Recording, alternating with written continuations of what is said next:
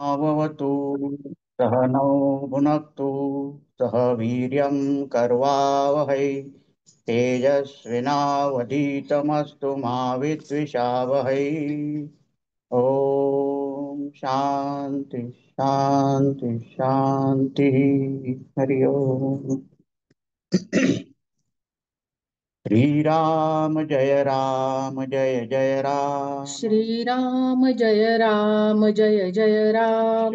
राम जय जय राम। श्रीराम जय राम जय जय राम। राम जय जय राम। श्रीराम जय राम जय जय राम। राम जय जय राम। श्रीराम जय राम जय जय राम। राम जय जय राम। श्रीराम जय राम जय जय राम। राम जय जय राम। श्रीराम जय राम जय जय राम। राम जय जय राम। श्रीराम जय राम जय जय राम। राम जय जय राम। श्रीराम जय राम जय जय राम। राम जय जय राम। श्रीराम जय राम जय जय राम। राम जय जय राम। श्रीराम जय राम जय जय राम। राम जय जय राम। श्रीराम जय राम जय जय राम। राम जय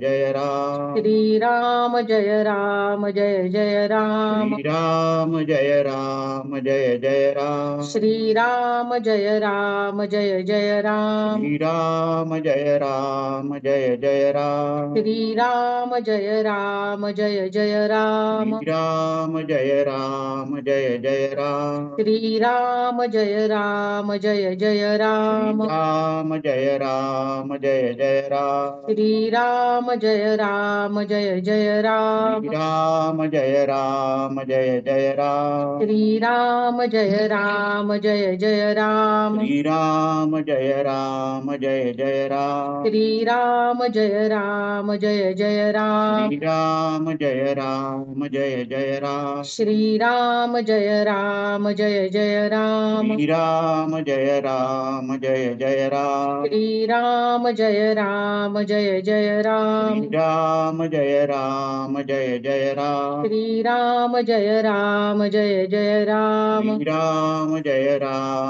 जय राम। श्रीराम जय राम जय जय राम। राम जय जय राम। श्रीराम जय राम जय जय राम। राम जय जय राम। श्रीराम जय राम जय जय राम। राम जय जय राम।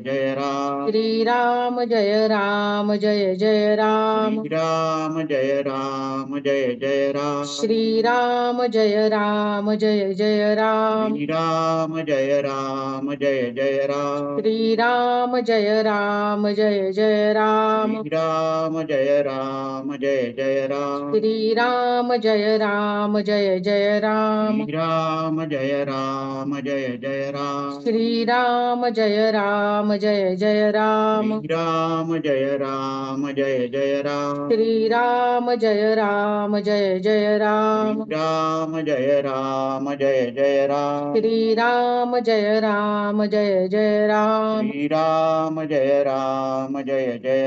श्रीराम जय राम जय जय राम। राम जय जय राम। श्रीराम जय राम जय जय राम। राम जय जय राम। श्रीराम जय राम जय जय राम। राम जय जय राम। श्रीराम जय राम जय जय राम। राम जय जय राम। श्रीराम जय राम जय जय राम। राम जय जय राम। श्रीराम जय राम जय जय राम। राम जय जय राम। श्रीराम जय राम जय जय राम। जय राम जय जय राम श्रीराम जय राम जय जय राम राम जय राम जय जय राम श्रीराम जय राम जय जय राम राम जय राम जय जय राम श्रीराम जय राम जय जय राम राम जय राम जय जय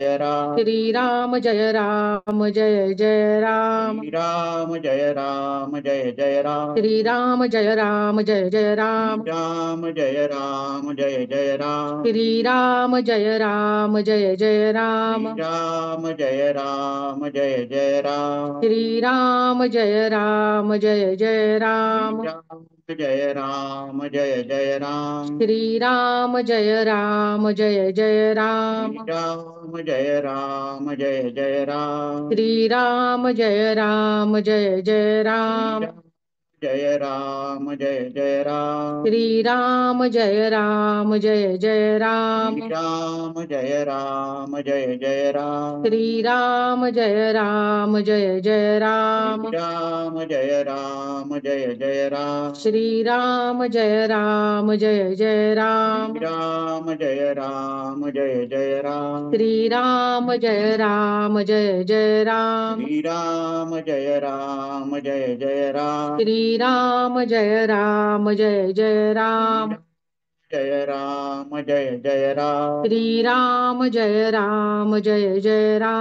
राम जय राम जय जय राम श्रीराम जय राम जय जय राम राम जय राम जय जय राम श्रीराम जय राम जय जय राम जय राम जय जय राम श्रीराम जय राम जय जय राम जय राम जय जय राम श्रीराम जय राम जय जय राम जय जय रघुवीर समर्थ सुखा सारिके पूर्ण वैराग्य ज्याचे वसिष्ठा परी ज्ञान योगेश्वराचे कवी वाल्मिका सारिका मान्य ऐसा नमस्कार माझा सद्गुरु रामदास जय जय रघुवीर समर्थ अलंकापुरी पुण्यभूमी पवित्र जिथे नांदतो ज्ञान राजा सुपात्र तया आठविता महापुण्य राशी नमस्कार माझा सद्गुरु ज्ञानेश्वरासी भागवता आणले प्राकृती जनहितार्थ प्रपंची नांदुरी साध्य करी तो परमार्थ एकादशावरी टीका केली सुगमार्थ गाथा नमस्कार माझा सद्गुरु संत एकनाथा शांती ब्रह्म श्री एकनाथ महाराज की जय जय जय रघुवीर समर्थ. आज भजगोविंदम स्तोत्रावरती निरूपण होईल. त्यापूर्वी राऊतजी ओंकार साधना घेतील, मग सुजाता मानसे या स्तोत्राचं पठण करतील आणि त्यानंतर डॉक्टर साहेब निरूपणाला सुरुवात करतील. नमस्कार. ओंकार साधनेचा अभ्यास आपण करणार आहोत. सुरुवात प्राण आकर्षण क्रियेने करूयात. आपण जिथं बसलेला असाल तिथं कम्फर्टेबली बसा. खाली बसला असाल तर सुखासन, क्रॉस लेग, पद्मासन, अर्धपद्मासन किंवा वज्रासन. खुर्चीत बसला असाल तर ताट बसा. बॅक स्ट्रेट, नेक स्ट्रेट, नजर समोर, डोळे बंद. ब्रीद इन करताना मनातल्या मनात सो म्हणायचं आहे. ब्रीद आउट करताना मनातल्या मनात हम म्हणायचं आहे. ब्रीद इन सो, ब्रीद आउट हम, सो हम, सो हम, सो हम, सो हम, सो हम, सो हम, सो हम, सो हम, सो हम, सो हम, सो हम, सो हम, सो हम, सो हम, सो हम, सो हम, सो हम, सो हम. स्टॉप. 5 वेळा ओंकार करणार आहोत. सुरुवातीला 3 ओंकार, त्यानंतर 1 मिनिटाचं ध्यान, नंतर 2 ओंकार. जेवढा आपला श्वास आहे त्या श्वासामधला अर्धा श्वास उ म्हणायचा आहे, राहिलेल्या अर्ध्या श्वासात मकार करायचा आहे. आध्यात्मिक प्रगतीसाठी मकार जास्त केलेला कधीही चांगला. ओंकार हा घंटानादासारखा दीर्घ असावा, तेलाच्या धारेसारखा अखंड असावा आणि शंखानादासारखा गंभीर असावा. एक्झेल, घर्षणयुक्त पूरक.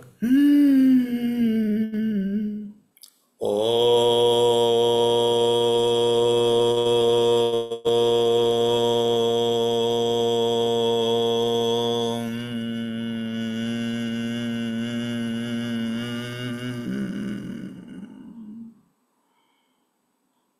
पूरक. ओ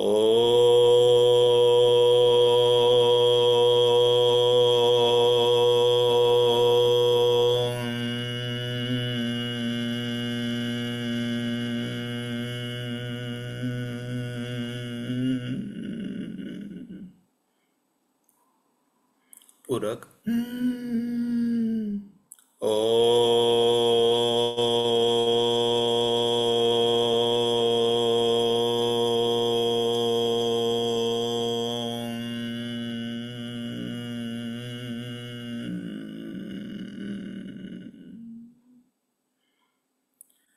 शांत शांत शांत. आपण जो तो ओंकारचा नाद केलेला आहे, ओंकारचा जो ध्वनी केला आहे, तो मनातल्या मनात आठवून साठवण्याचा प्रयत्न करा.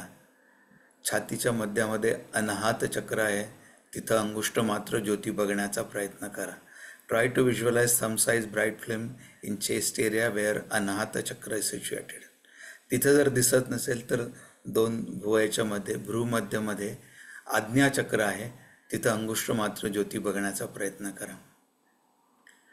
बाहेरच्या वातावरणाला पूर्णपणे विसरून जा. जो ज्योती आपण बघण्याचा प्रयत्न करत आहोत ती आत्मस्वरूप आहे. आत्मस्वरूपाशी एकरूप होऊयात.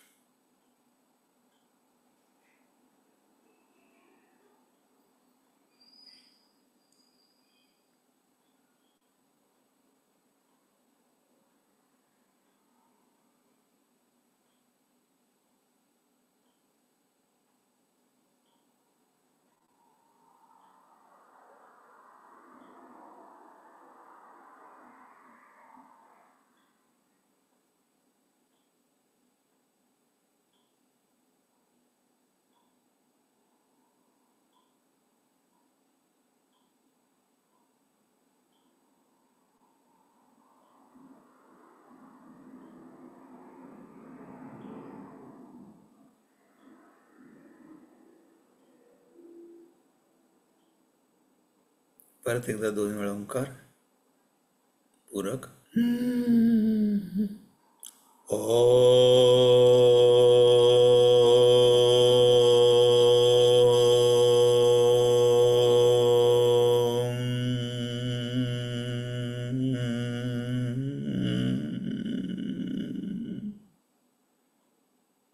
पूरक.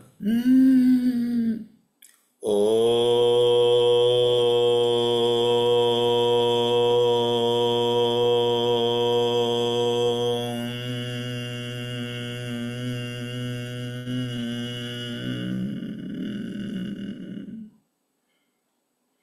दोन्ही हाताचं घर्षण. जी ऊर्जा आपण ओंकार साधनेत मिळवली त्या साधनेत सीधा त्या ऊर्जेचं संचलन पूर्ण शरीरभर करूया. दोन्ही हाताने चेहरा कप करूया.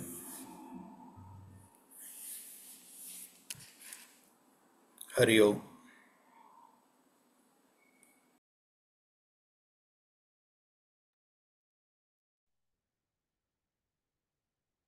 अथ मोहमुद्गर स्तोत्रम्.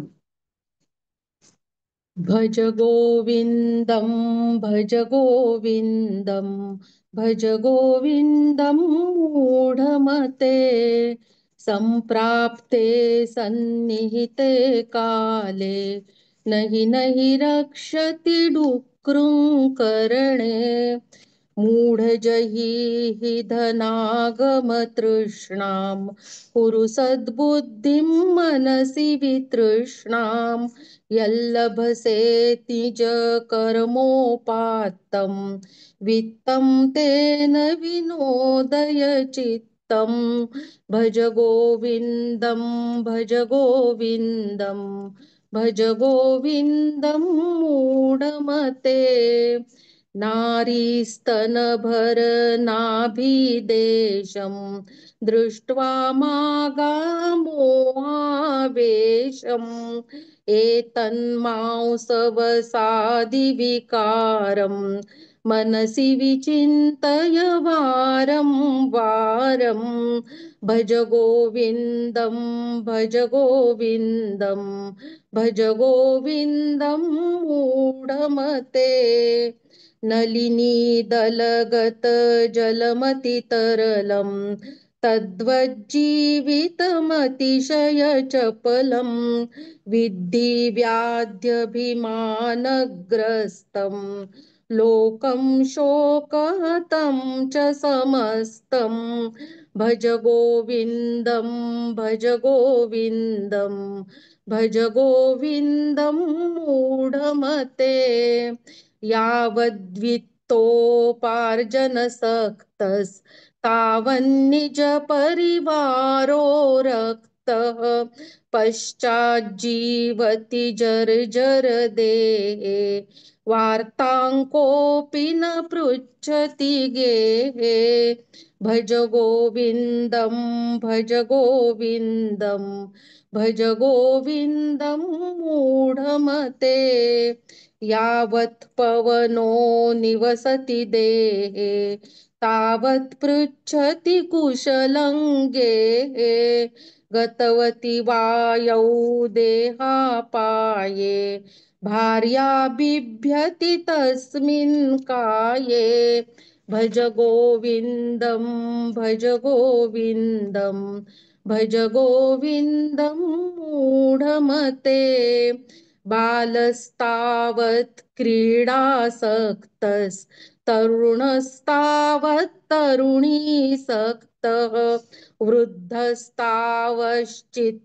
चिन्तासक्त परमे ब्रह्मणि कोऽपि न सक्तः भज गोविन्दं भज गोविन्दं भज गोविन्दं मूढमते काते कान्ता कस्ते पुत्रः संसारोऽयमतीव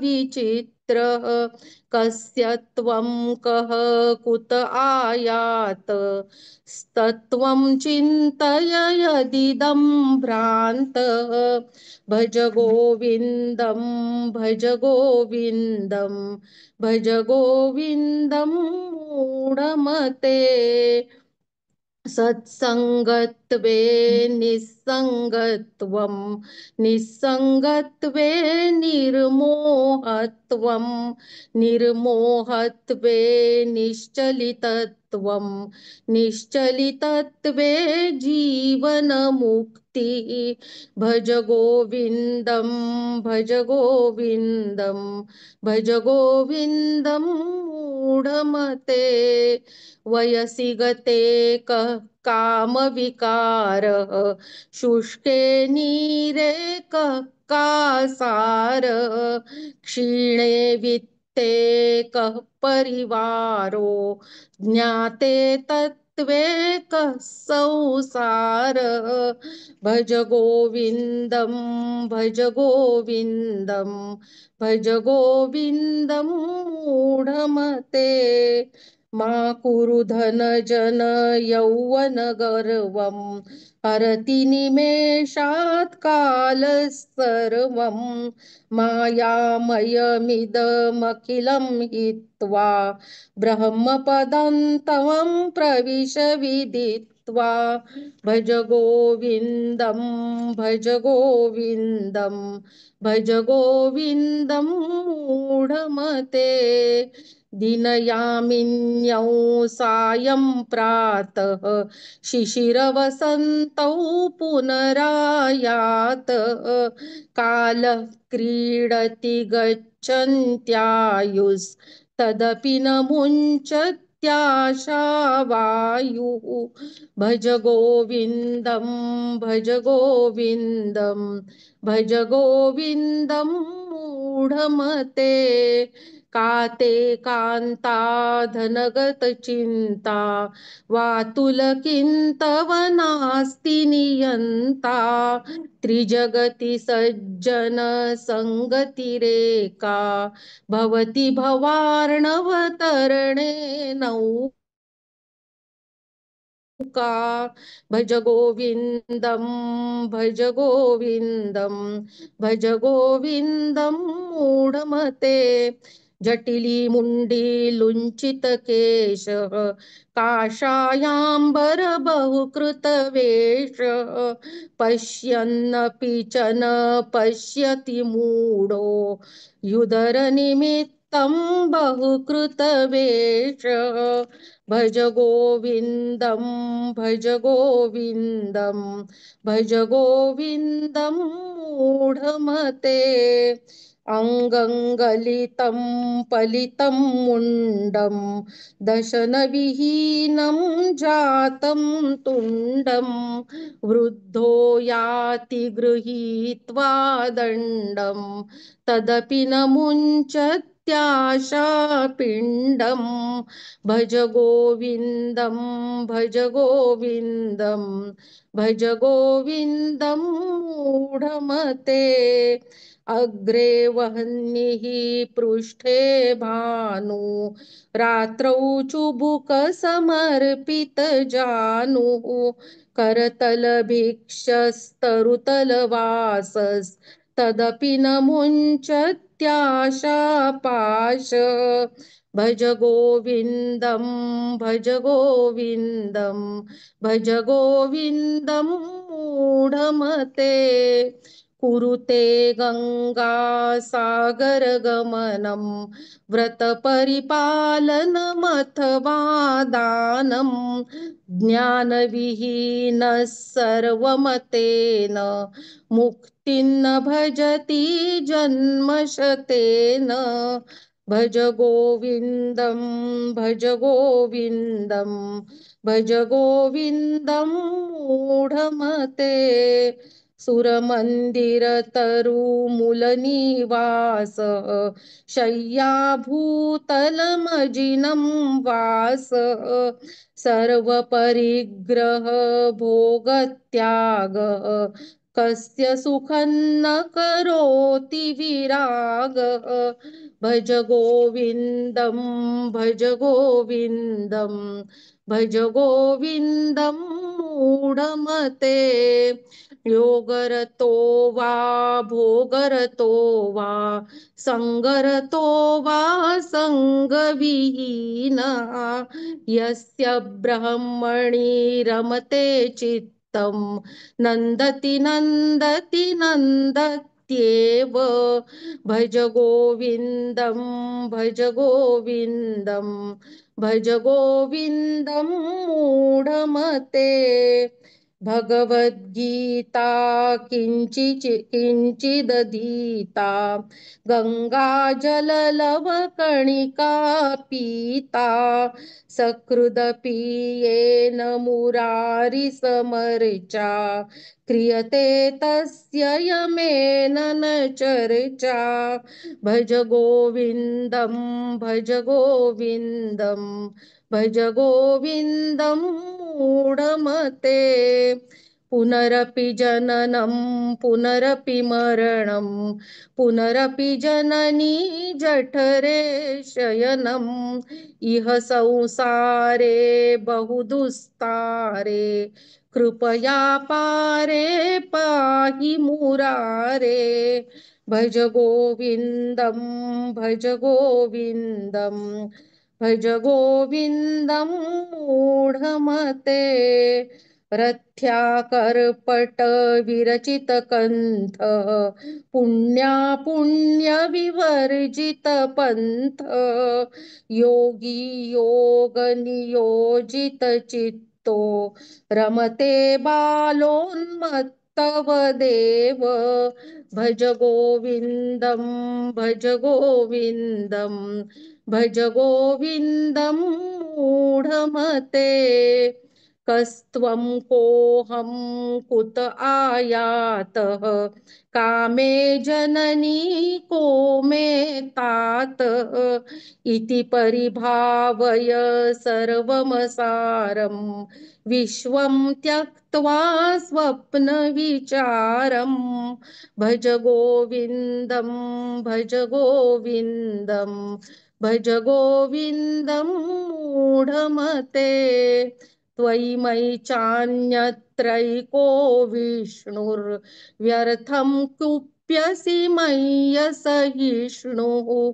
सर्वस्मिन्नपि पश्यात्मानं, सर्वत्रोत्सृज भेदाज्ञानं, भज गोविन्दं भज गोविन्दं भज गोविन्दं मूढमते, शत्रौ मित्रे पुत्रे बन्धौ, मा कुरु यत्नं विग्रहसन्धौ, भव समचित्तः सर्वत्र त्वं, वाञ्छस्य चिराद्यदि विष्णुत्वं, भज गोविन्दं भज गोविन्दं भज गोविन्दं मूढमते, कामं क्रोधं लोभं मोहं त्यक्त्वात्मानं भावय कोऽहम्,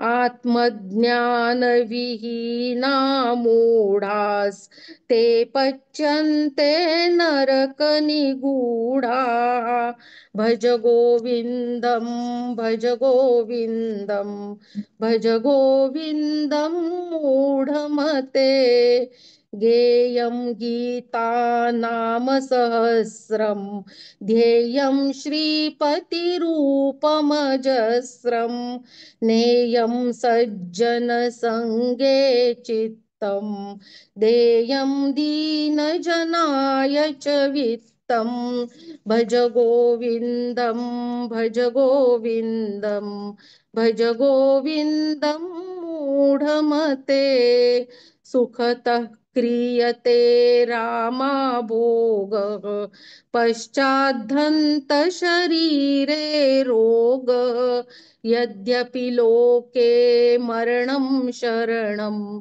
तदपि न मुञ्चति पापाचरणं, भज गोविन्दं भज गोविन्दं भज गोविन्दं मूढमते, पुनरपि रजनी पुनरपि दिवसः, पुनरपि पक्षः पुनरपि मासः, पुनरप्ययनं पुनरपि वर्षः, तदपि न मुञ्चत्याशामर्षं, भज गोविन्दं भज गोविन्दं भज गोविन्दं मूढमते, का तेष्टादश देशे चिन्ता, वातुलतव किन्नास्ति नियन्ता, यस्त्वाहस्ते सुदृढनिबद्धं, बोधयति प्रभवादिविरुद्धं, भज गोविन्दं भज गोविन्दं भज गोविन्दं मूढमते, अर्थमनर्थं भावय नित्यं, नास्ति ततः सुखलेशः सत्यं, पुत्रादपि धनभाजां भीतिः, सर्वत्रैषा विहिता रीतिः, भज गोविन्दं भज गोविन्दं भज गोविन्दं मूढमते, प्राणायामं प्रत्याहारं नित्यानित्यं विवेक विचारम जाप्य समेत समाधि विधानम कुर्ववधानं महदवधानं भज गोविन्दं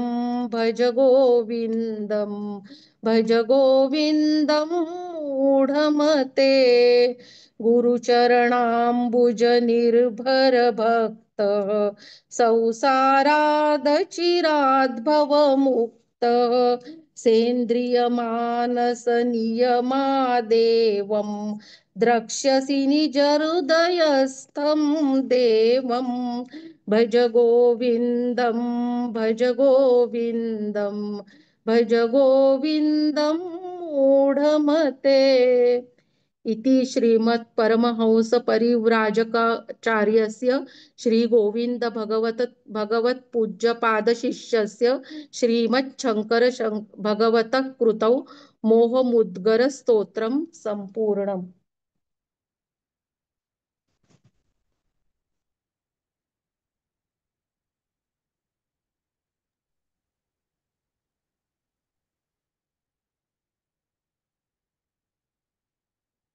जय जय रघुवीर समर्थ सदाशिवसमारंभा मध्यमाचार्यवल्लभाम् अस्मदाचार्यपर्यन्तां वन्दे गुरुपरम्पराम् श्रुतिस्मृतिपुराणानाम् आलयं करुणालयं नमामि भगवत्पादं शङ्करं लोकशङ्करम् शङ्करं शङ्कराचार्यं केशवं बादरायणं सूत्रभाष्यौ कृतौ वन्दे भगवन्तौ पुनः पुनः गुरुर्ब्रह्मा गुरुर्विष्णु गुरुर्देवो महेश्वर गुरुर्साक्षात् परब्रह्म तस्मै श्री गुरुवे जय जय रघुवीर समर्थ। आपल्या सर्वांना नम्र अभिवादन। आवाज येतो आहे असं मी समजतो। हो बरोबर आहे डॉक्टर, येतो. भज गोविंदम, धन्यवाद. भज गोविंदम शंकराचार्यांनी काहीतरी 75 स्तोत्र लिहिलेली आहे. त्याच्यामध्ये प्रामुख्याने जे आहे सर्वात पॉप्युलर किंवा सर्वात प्रसिद्ध जर काही असेल लोकांच्या तोंडामध्ये जे असेल ते भजगोविंदम आहे. इतकं त्याचं महत्व आहे. 35 त्यांनी प्रकरण ग्रंथ लिहिली आहे आणि 32 वर्षाचं त्यांचं आयुष्य होतं. 4 ठिकाणी त्यांनी मठ स्थापना केली. हिमालयामध्ये जाऊन ज्योतिर्मठाची स्थापना केली तर केरळाचा नमुंद्री पादाला तिथलची जी आहे ती पूजा करण्याची आज्ञा दिली. म्हणजे उत्तर आणि दक्षिणचा त्यांना मेळ व्हावा असा त्याच्या पाठीमागचा उद्देश होता. दक्षिणमध्ये शृंगेरी मठामध्ये जे आहे सुरेश्वराचार्यांना नेमलं जे उत्तरेकडचे होते. नेपाळमध्ये जे आहे त्यांनी आपल्या ब्राह्मणांना नेमलं शंकराची पूजा करण्याकरता. पशुपतीनाथामध्ये ते कर्नाटकाचे होते आणि हे सर्व आजही आहे. ती वंशवेल अजूनही त्या ठिकाणी आहे. नेपाळमध्ये पण आहे, ज्योतिर्मठामध्ये पण आहे आणि शृंगेरी मठामध्ये पण ती आपल्याला पाहायला मिळते. शंकराचार्यांचं एवढं मोठं प्रभुत्व, एवढं मोठं कार्य, एवढं मोठं त्यांचं जे आहे ते आपल्याला आपलं जे आहे ते नतमस्तक आपण होऊन जातो जेव्हा हे सर्व त्यांचं जे कार्य पाहतो तेव्हा. अशा शंकराचार्यांनी जे आहे ते भज गोविंदम जे लिहिलेलं आहे, हे भज गोविंदमचा महत्व काय आहे? म्हणजे भज गोविंदमचं महत्व हे आहे की आबाल वृद्धापासून ते ज्ञानी लोकांपर्यंत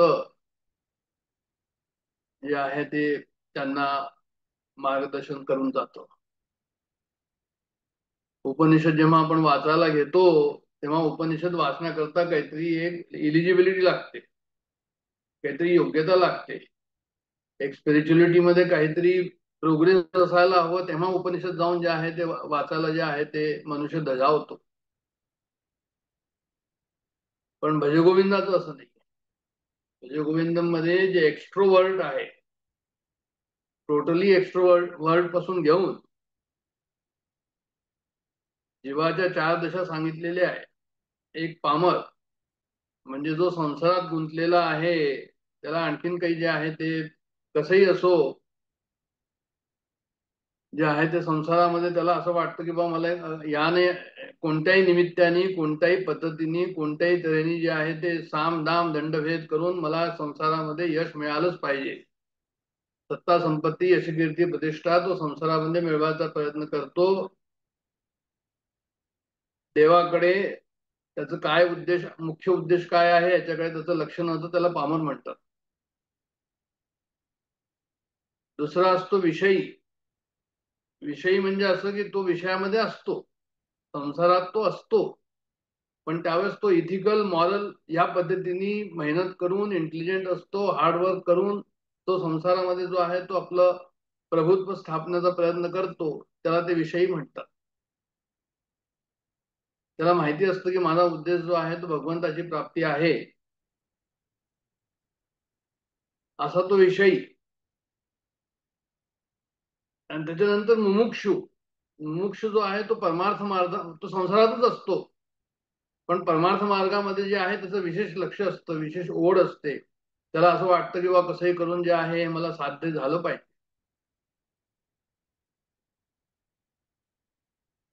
आणि त्याच्यानंतर जेव्हा त्याला साध्य होतं तो सिद्ध होतो.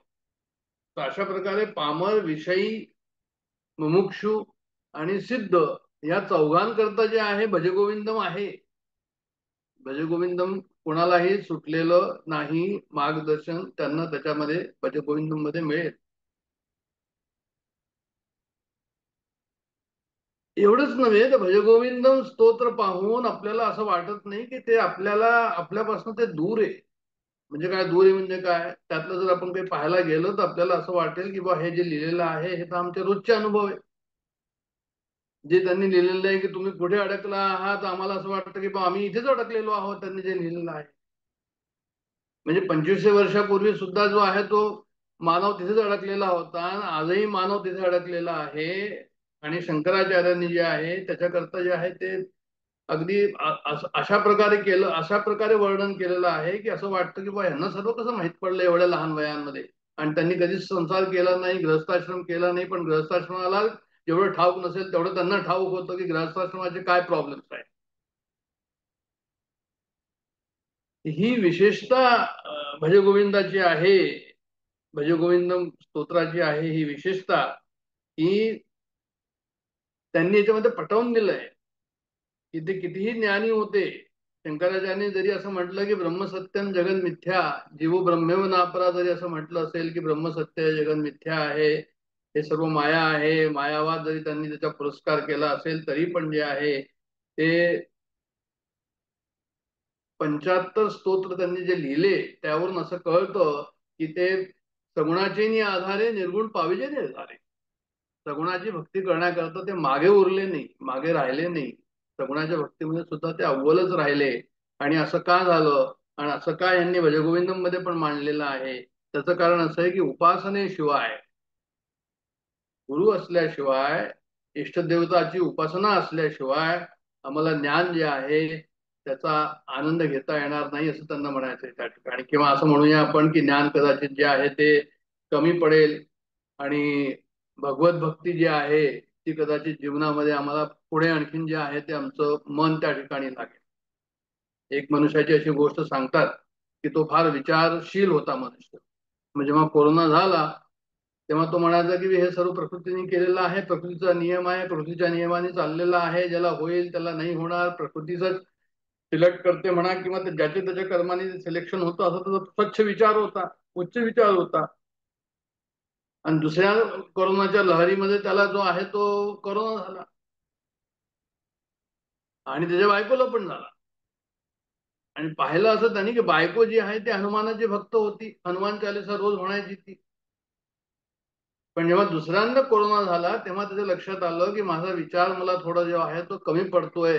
माझ्या कशा करता, स्वस्थतेकरता, मानसिक संतुलन करता, मानसिक समाधानाकरता माझा विचार मागे पडतो आहे. आणि माझं बायकोचं जे आहे ते मारुतीची जी उपासना ती करत होती त्याच्यामध्ये रंगलेली होती. तिला त्याला पाहून असं वाटलं की नाही, हे जे आहे हे हे सुद्धा अत्यंत आवश्यक आहे. त्याचा विचार जो आहे तो थोडा जेवढा पक्का होता पहिले तो तर कमी झाला. आणि उपासनेकडे त्यांनी जे आहे ते सुरुवात केली. म्हणजे काय केलं त्यांनी, भज गोविंदम भज गोविंदम भज गोविंदम गोविंदम भज मूळ मते. गोविंदाची उपासना केली, इष्टदेवतेची उपासना केली. त्या ठिकाणी त्यांनी स्थापना केली आपल्या गुरुची, इष्टदेवतेची. आणि त्याचं उपासनेमध्ये जे रोज तो आहे तो करू लागला. ते हे दोन्ही जे पहलू आहे साधनेचे हे अत्यंत आवश्यक आहे या ठिकाणी. कारण की असं होतं की देहबुद्धी जी आहे ही देहबुद्धी आम्हाला फक्त विचारांनी जे आहे ते सोडवतेच, यात काही शंका नाहीये. पण त्या देहबुद्धी सोडण्याकरता विचारांबरोबर जर आम्हाला जे आहे उपासनेची जोड असेल, भज गोविंदमची जर जोड असेल, तर त्या ठिकाणी काय होईल, त्यामुळे मग आमचा अभिनिवेश जो आहे, अभिनिवेश म्हणजे काय आहे, अभिनिवेश देहबुद्धी म्हणजे काय की मी देह आहे ही बुद्धी असणं. आणि अभिनिवेश असणं म्हणजे काय की ते आतमध्ये रुतून बसलेलं आहे की मी देह आहे हे काही बाहेर निघत नाही. मी देह आहे, मी मन आहे, मी प्राण आहे, मी बुद्धी आहे हे बाहेर निघत नाही. हा जो अभिनिवेश या ठिकाणी आहे तो आत्मबुद्धी करण्याकरता जो आहे तो भज गोविंदांचा या ठिकाणी जो एंटीडोट काय आहे तो म्हणजे भज गोविंदम मूढमते. मूढमते म्हटलेलं आहे. मूढमते का म्हटलेलं आहे, आपण पाहिलं की ज्याला असं वाटत नाही की माझा मुख्य उद्देश जीवनामध्ये येऊन, मनुष्य जन्मामध्ये येऊन मनुष्यत्व मुमुक्षत्व महापुरुष संश्रय असं शंकराचार्यांनी म्हटलेलं आहे. दुर्लभम त्रयमेव इतर. म्हणजे असं की ह्या ठिकाणी मनुष्य जन्मामध्ये येऊन आम्हाला जे आहे ते भगवंताची कृपा संपादन करायला हवी. आणि जे आहे ते भगवंताची कृपा संपादन करून आमचं मुख्य कार्य जो आहे ते आम्ही कोण आहोत हे जे आहे याचा शोध घ्यायला हवा आणि त्या अनुभवापर्यंत पोचायला हवं.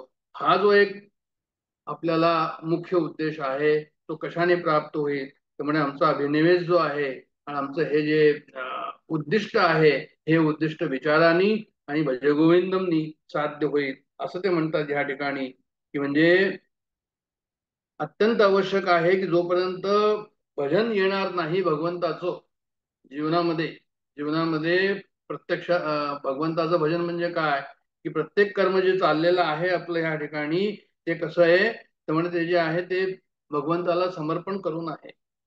ईशावास्य उपनिषदमध्ये 17वा मंत्र आहे त्याच्यामध्ये त्यांनी म्हटलं कृतोस्मर कृतम स्मरम. कृतोस्मर कृतम स्मरम म्हणजे असं की स्मरण करून प्रत्येक जो आहे ते मी कार्य करतो भगवंताचं स्मरण करून, ही माझी साधना आहे, हे सुद्धा माझं भजन आहे. आणि हे जर भजन मी केलं तर भगवंताची कृपा माझ्यावर होईल. हे भजन जितकं जास्त होईल तितकं भगवंताची कृपा माझ्यावर होईल.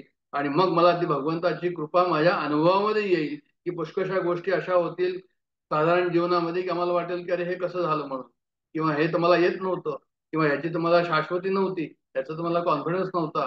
पण ते प्रभुता ज्ञान ज्याला म्हणतात, म्हणजे त्या ठिकाणी जे आहे आपल्याला असं वाटेल की नाही भगवंत जे आहे ते मला मदत करतो आहे, तो कृपा करतो आहे. आणि आणखीन काहीतरी शक्ती त्या ठिकाणी जी आहे ती आहे मला मदत करते आहे. असं केव्हा होईल, जेव्हा आपण भजगोविंदम म्हणू, त्याची कृपा प्राप्त करू, तेव्हा ते प्रभुता ज्ञान होईल. आणि अशा प्रकारे झालं तर आणखीन आमचा विश्वास वाढेल. आणि विश्वास वाढल्यानंतर जे आहे तो आपल्याला भजगोविंदमचा प्रत्यक्ष अनुभव येईल की मी कोण आहे. म्हणजे शंकराचार्यांनी साधना पंचकम मध्ये जे आपण वाचलेलं आहे त्याच्यामध्ये सुद्धा त्यांनी असं म्हटलेलं आहे की भगवतो भक्ती दृढा दीयताम. साधन पंचकम सांगतं असं, भगवतो भक्ती दृढा धीयताम. भक्ती करा तुम्ही भगवंताची, दृढ होऊन करा, धीर ठेवून करा, पण भगवंताची भक्ती जरूर करा. आणि आपल्याला जसं मी सांगितलं की हे सुद्धा आपल्याला तेच सांगतं आहे की काय करायला हवं. म्हणजे भज जेव्हा आपण म्हणतो, भज म्हणजे भजन म्हणा, तुम्ही सिंगिंग म्हणा, भजन ज्याला आपण म्हणतो, किंवा भज गोविंदम म्हणजे कसं आहे की तुम्ही हे जे भजता आहात ते थ्रू एक्शन सुद्धा भजा. थ्रू एक्शन भजा म्हणजे काय झालं करा, म्हणजे तुम्ही जे काही कार्य करता आहात कृतम स्मरण म्हणजे जे आहे ते भगवंताचं स्मरण त्या ठिकाणी ठेवा. असं त्या ठिकाणी जे आहे ते असेल त्याला ते म्हणतात की ते भजने म्हणून. शिवानंद स्वामींची अशी गोष्ट आहे की आम्हाला जर खरोखर आम्ही जे आहे ते आपल्या गुरुचे शिष्य आहोत तर आम्ही जर आमच्या गुरुचे शिष्य आहोत तर म्हणे जे आहे ते लोकांना असं कळलं पाहिजे की भाई यांच्या गुरुची काय ग्लोरी आहे किंवा यांचे गुरु जे आहे किती मोठे आहे हे आमच्याकडे पाहून लोकांना कळलं पाहिजे. म्हणजे याचा अर्थ काय झाला की आमचं भजन जे चाललेलं आहे ते भजन काया वाचा मनसा, कायाने चाललेलं आहे, वाचनी चाललेलं आहे, मनाने चाललेलं आहे, कृतीमध्ये चाललेलं आहे. प्रत्येक वेळेस जे आहे ते भज गोविंदमचा आम्हाला त्या ठिकाणी जो आहे तो उल्लेख करावा असं वाटतो, समर्पण करावं असं वाटतं, मन बुद्धीचं समर्पण करावं लागतं त्या गोविंदाला. गो म्हणजे इंद्रिय पण म्हणतात आणि गो म्हणजे जो आहे तो गोपाल तसंही म्हणतात. तर त्या ठिकाणी आमचं जे आहे ते मन त्या ठिकाणी आहे. आणि असं जर असेल तर मग काय आहे की त्यांनी म्हटलं की भज गोविंदम अशा प्रकारचं जर असेल तर मग आम्ही मूढमते नाही म्हणणार. असं जर असेल तर मग ते मूढमते म्हणते. आणि मग संप्राप्ते सन्निहित काले नैनही रक्षते डुकरूच करणे, म्हणजे याचा अर्थ हा आहे की केव्हाही आम्हाला कठीण परिस्थिती आली किंवा मरण समयी आमची जी अवस्था आहे त्यावेळेस काय आहे ते म्हणतात की कोणी सुद्धा आपल्याला मदत करणार नाही.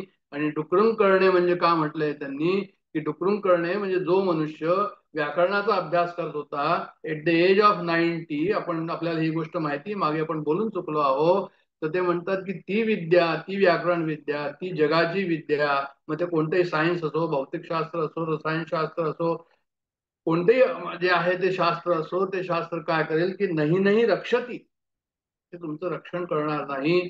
काय रक्षण करेल तर म्हणे फक्त अध्यात्म ज्ञानच रक्षण करेल. आणि अध्यात्म ज्ञान म्हणजे आद्य आणि आत्मा, म्हणजे माझं ज्ञान जे आहे ते रक्षण करेल. अशा प्रकारचं जे आहे ते या ठिकाणी आपण हा पहिला श्लोक अशा प्रकारे पाहिला. आणि मग दुसऱ्या श्लोकाकडे जे आहे त्यात आपण येणार आहोत. आणि दुसरा श्लोक जो आहे तो मूढ जही धनागम तृष्णा, मूढ जही धनागम तृष्णाम करू सद्बुद्धी मनसी वितृष्णाम यल्लवसे निजकर्मोपात्तम वित्तम तेन विनोदे. सुंदर भाषा आहे. हे आहे भजगोविंदम आणि ऐकायला जे आहे ते आपल्याला खूपच मधुर जे आहे ते वाटतं. आता मूढ जही ही धनागम तृष्णा, म्हणजे ते म्हणतात या ठिकाणी की म्हणजे काय की म्हणजे अरे मूढ म्हणजे धन आगम तृष्णा जही ही, धन पैसा, आगम म्हणजे पैसा येणं, आणि तृष्णा म्हणजे तृष्णा केव्हा म्हणतात जेव्हा आम्हाला काही मिळालेलं आहे, आमची आवश्यकता पूर्ण झाली तरी आम्हाला असं वाटतं की आणखीन मिळावं. तर अशा प्रकारची जी तृष्णा आहे, अशा प्रकारचं जे हे आहे जही ही म्हणजे गिवअप, म्हणजे त्याला जाऊ दे, हे मूळ असं म्हटलेलं आहे. या श्लोकांमध्ये जे आहे ते काय केलंय, पहिल्या श्लोकामध्ये त्यांनी असं सांगितलेलं आहे की संप्राप्ते सन्निहित काले नाही रक्षते डुकरून करणे, हे जे म्हटलेलं आहे की वर्ल्डली कोणतंही नॉलेज तुम्हाला कठीण परिस्थितीमध्ये कामास येणार नाही, मरण समयी कामास येणार नाही. म्हणजे त्यांनी वर्ल्डली नॉलेज बद्दल या ठिकाणी म्हटलेलं आहे, ज्याला आपण सेक्युलर नॉलेज म्हणतो. आणि दुसऱ्या याच्यामध्ये जे आहे ते म्हटलेलं आहे ते वेल्थ बद्दल म्हटलेलं आहे, संपदा बद्दल म्हटलेलं आहे, संपत्तीबद्दल म्हटलेलं आहे की धन आगम तृष्णा, म्हणजे कितीही तुम्ही जर धन मिळवलं आणि त्याची जर तुम्ही तृष्णा ठेवली तर म्हणे की ती तृष्णा तू सोड, कारण की ती तृष्णा सोडायला सांगितली असं म्हणूया. म्हणजे त्याच्याबद्दल जो आहे तो मागे लागू नको त्याच्या, असं उपदेश या ठिकाणी केला हे मुडा. जहीही म्हणजे सोड, धन आगम तृष्णा, धन आगम तृष्णा जही. तर काय की जसं मी सांगितलं की साधारण सर्व सर्व लोकांचं असं असतं की आम्हाला असं वाटतं की आणखीन मिळावं, आणखीन मिळावं, आणखीन मिळावं, थोडस आणखीन मिळावं. आम्ही प्रयत्न करतो आपल्या सिक्युरिटीचा, फक्त आपल्या सिक्युरिटीचा प्रयत्न करतो असं नाहीये. आम्ही जे आहे ते प्रयत्न करतो ते आमच्या मुलांचा, नातवंडांचा सुद्धा जो आहे तो सिक्युरिटी करायचा प्रयत्न करतो की मला इतकं मिळावं की नातवंडांना सुद्धा जे आहे ते आवश्यकता न पडे पुढे आणखीन काही व्हायची. अशा प्रकारे ही परिस्थिती त्यांना सुद्धा ठाऊक होती की कशा प्रकारे माणसाचा स्वभाव असतो, तो स्वभाव या ठिकाणी आहे. म्हणून त्यांनी म्हटलंय की धनागम तृष्णा जही, ही तृष्णा जी आहे ती सोड, अशा प्रकारचं त्यांनी म्हटलेलं आहे. म्हणजे त्यांनी असं नाही म्हटलंय की धनम जही. आता हा एक दुसरा मुद्दा आहे या ठिकाणी की म्हणजे मिसअंडरस्टँडिंग व्हायला नको. आपल्याला असं नको वाटायला की जे आहे ते आम्हाला आता पैसे कमवायचे नाही म्हणून हरकत नाही, त्यांनी सांगितलंय की पैसे कशाला कमवायचे असं नाही म्हणते शंकराचार्य. मिसअंडरस्टँडिंग त्या ठिकाणी न व्हावं हे अत्यंत आवश्यक आहे. फार महत्वाचा मुद्दा या ठिकाणी मांडलेला आहे की त्यांनी असं नाही म्हटलेलं आहे की धनम जही, म्हणजे धनाला सोडा असं नाही म्हटलंय. धनम तृष्णा जही, धनाची तृष्णा जाऊ द्या, अशा प्रकारे त्या ठिकाणी त्यांनी म्हटलेला आहे. हा पॉइंट जो आहे हा फार महत्वाचा आहे की वेदांत जो आहे तो वेदांत प्रॅक्टिकल आम्हाला शिकवण देतो. मिसअंडरस्टँडिंग कोणतंही त्या ठिकाणी होऊ देत नाही, स्पष्टता त्या ठिकाणी आहे. म्हणजे प्रत्येक कोणत्याही प्रोजेक्टमध्ये आम्हाला जे आहे ते रिसोर्सेस हे पाहावे लागतात. ह्युमन रिसोर्सेस, पैशाचे रिसोर्सेस, ज्याला आम्ही लक्ष्मी म्हणतो पैसा, किंवा आम्हाला त्याप्रमाणे ज्ञान असायला हवं, बुद्धी तेवढी असायला हवी, त्या प्रोजेक्ट बद्दलची कल्पना असायला हवी, किंवा एबिलिटी टू मोबलाइज म्हणजे जे आहे ते आम्हाला माहित असायला हवं, एवढी शक्ती हवी की कशा प्रकारे आम्ही त्याला जे आहे ते फोर्सेस मोबलाइज करावे म्हणजे ते आमचं प्रोजेक्ट जे आहे ते पूर्ण होईल. तर त्या ठिकाणी जे आहे ते शंकराचार्य असं म्हणतात ते की नाही, तुम्ही जे आहे ते हे सर्व काही करा. धनम जही नाही म्हटलंय. धन, ज्ञान, शक्ती हे सर्व जे आहे, लक्ष्मी, सरस्वती, शक्ती म्हणजे दुर्गा, तर ते म्हणतात लक्ष्मीची आज आराधना करा, पूजा करा, शंकराचार्यांनी केली आहे. सरस्वतीची पूजा करा, ती त्यांनी केली आहे. दुर्गेची पूजा करा म्हणजे ती त्यांनी केली आहे. हे का म्हटले लक्ष्मी, सरस्वती, दुर्गा की कोणतेही प्रोजेक्ट करण्याकरता तुम्हाला हे तिन्ही लागतं. पैसा लागतो, ज्ञान लागतं, आणि त्याच्याकरता जे आहे ते मेहनत लागते. माहित असायला हवं की कशा प्रकारे ते आपल्याला लोकांना मोबलाइज करून, ते ज्ञान मोबलाइज करून ते प्रोजेक्ट पूर्ण करायला. आणि मग असं जर असेल तर काय करायचं, लक्ष्मी जर हवी असेल तर म्हणे होल्ड नारायणा, नारायणाला पकडा म्हणजे लक्ष्मी मिळेल. म्हणजे भज गोविंदम, भज गोविंदम हे प्रत्येक ठिकाणी येणार आहे. भज गोविंदम हे पालुपद आहे, ते आपल्याला विसरायला नको. म्हणजे याचा अर्थ हा आहे की आम्ही जे आहे ते आमचं गोल काय आहे हे लक्षात ठेवून ते साध्य करण्याकरता आम्हाला जे आहे ते बरोबर त्याप्रमाणे योग्य कार्य करायला हवं. तर ते काही प्रॉस्पेरिटी क्रिटिसाइज नाही करत आहे. तुम्हाला समजा प्रॉस्पेरिटी मिळाली आणि तुम्हाला जे आहे ते पुष्कळचं धन मिळालं, तर they are not criticising that.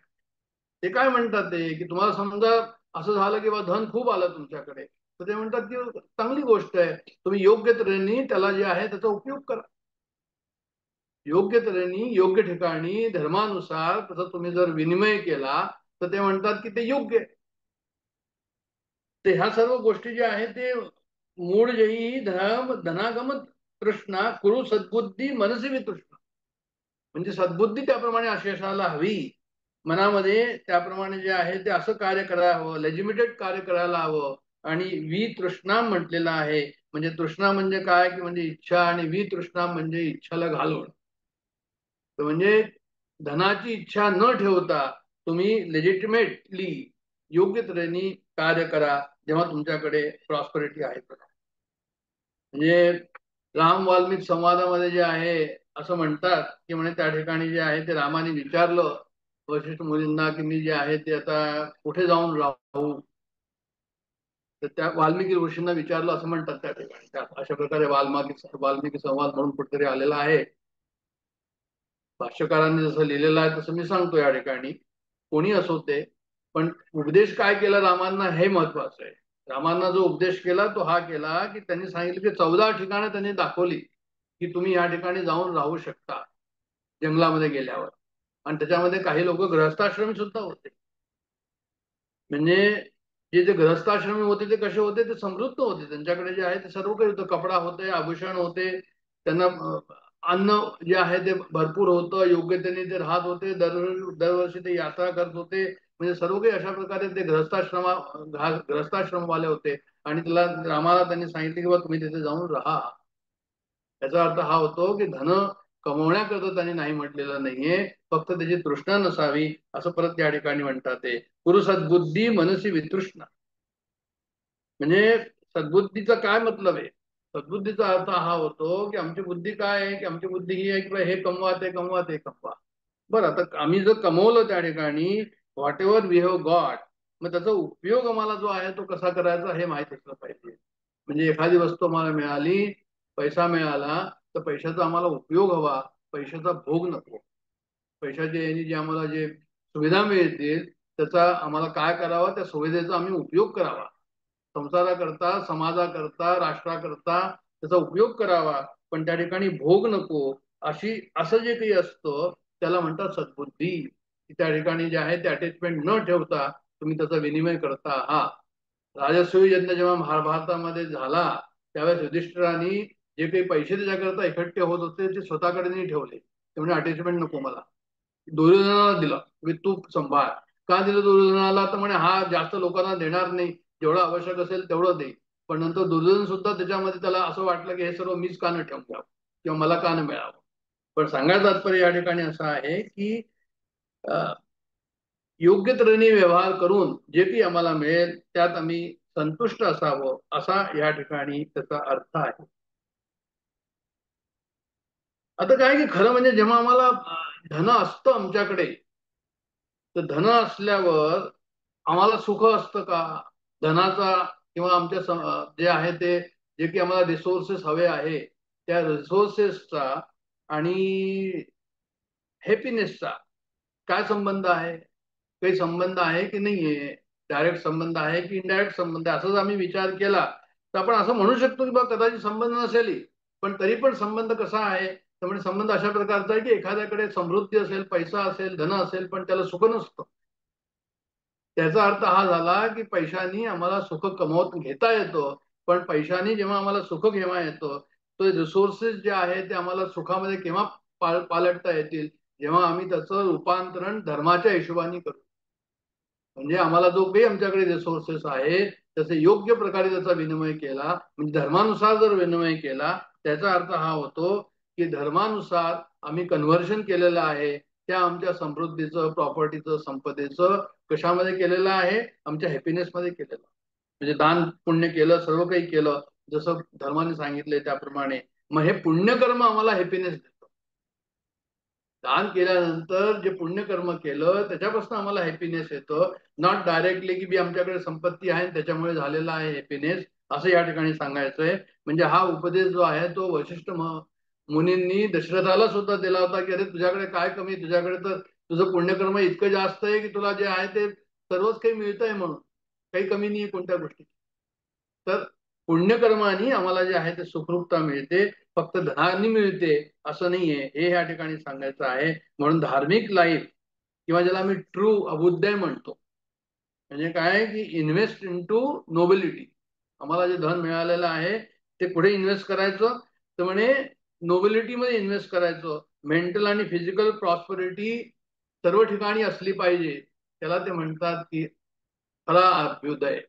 म्हणजे मनामध्येही तेच त्याचं हे आहे आणि ह्याच्याकरता सुद्धा जे आहे ते दान करण्याकरता सुद्धा जो पुढे आहे असं.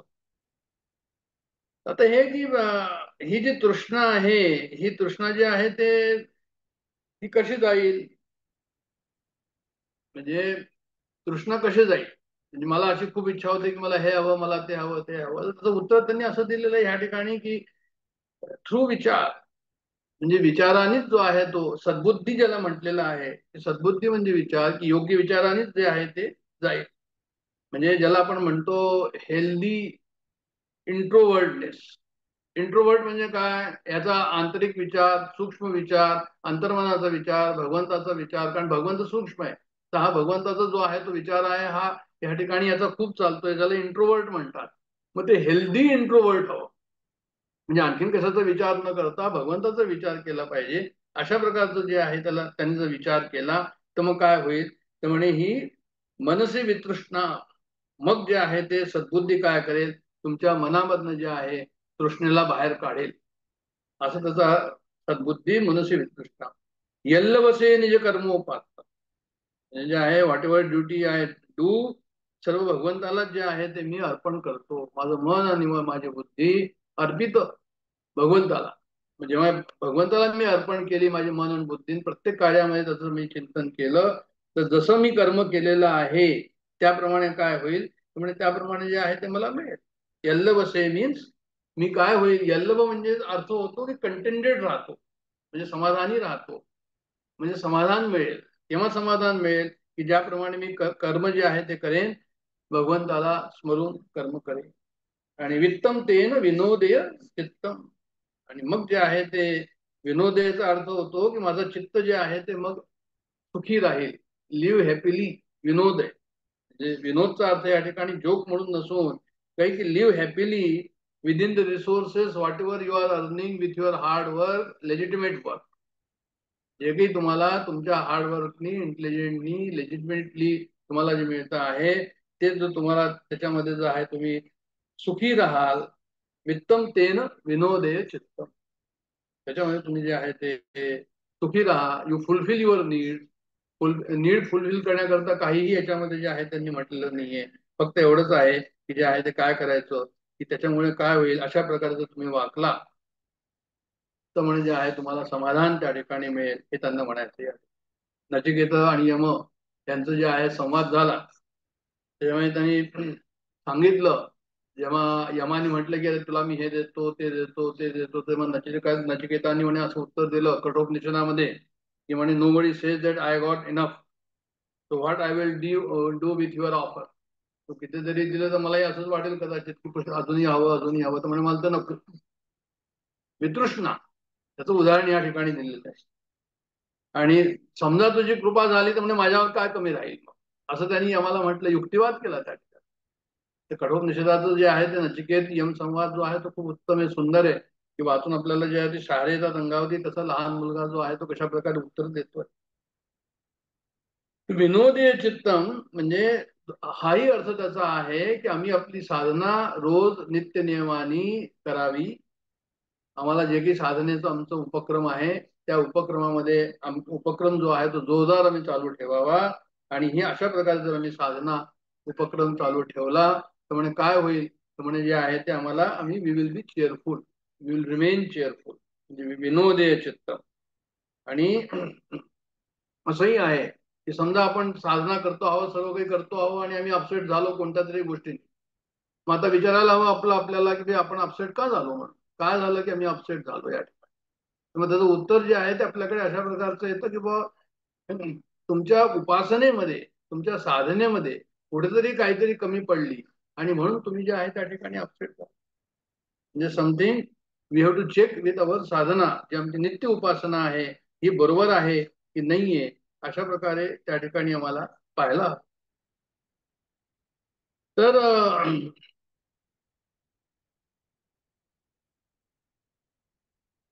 पुढे जे आहे ते पुढे जाऊया आपण. डॉक्टर काकांनी जे या ठिकाणी लिहिलेलं आहे, डॉक्टर काकांनी असं म्हटलेलं आहे की काम चुकारपणा करू नये आणि तम नियतम कर्म करू अशी भगवंताची आज्ञा आहे. म्हणजे तुम्हाला जे कर्म भगवंताने करता आहात ते भगवंतानी दिलेलं आहे. आणि असं भगवंताची आज्ञा म्हणून जे काही ज्ञान त्याच्याबद्दल आहे, त्याच्याबद्दल जे काही कौशल्य आहे, जेवढा आवश्यक आपल्याला वेळ द्यायचा आहे तेवढा निश्चयाने दृढ निश्चय करून त्याप्रमाणे तो वेळ त्या ठिकाणी द्यावा.